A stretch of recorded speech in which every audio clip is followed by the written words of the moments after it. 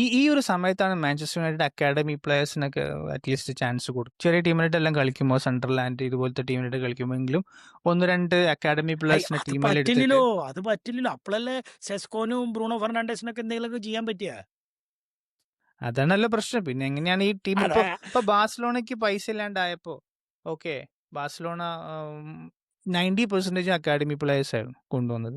Okay പിന്നെ കൊണ്ടുവന്ന ബാക്കി 10% കൊണ്ടുവന്നിരുന്നത് ഫ്രീ ട്രാൻസ്ഫേഴ്സ്. അങ്ങനെ ബാഴ്സലോണയാണ് ഈ ഫ്രീ ട്രാൻസ്ഫറിന്റെ പരിപാടി ചെയ്തത്. Let the players run out of the contract, then we will call them free transfer, we'll give them a small bonus. But ശരിയാണ്. But അവിടെ വേറൊരു വ്യത്യാസം ഞാൻ പറയാ, ബാർസലോണയുടെ ഒരു പേരുണ്ടല്ലോ, അവർ കളഞ്ഞിട്ടില്ല. ഞാനതാ ഇല്ല. പറയണേ. Like it didn't go down.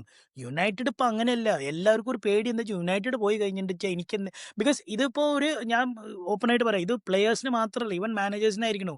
ഇപ്പോ മറ്റേ ടെൻഹാഗ് ആള് ലെവർ ക്യൂസനും കൂടി ആളിനെ പുറത്താക്കി.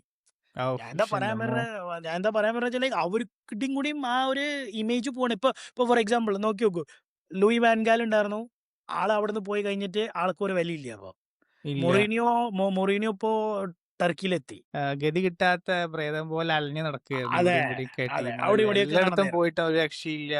അതെ നമ്മളെ പേര് മലപ്പുറത്ത് പോയി. ഒരു ബർക്കത്തും ഇല്ല. ആ ആ അതെ ടൈപ്പാണ്. ശരി. തീരെ ബർക്കത്തില്ല. പാവം അവസാനം ടർക്കി പോയി ടർക്കിന്ന് ഇതേ തോപ്പിച്ചിരിക്കുന്നു.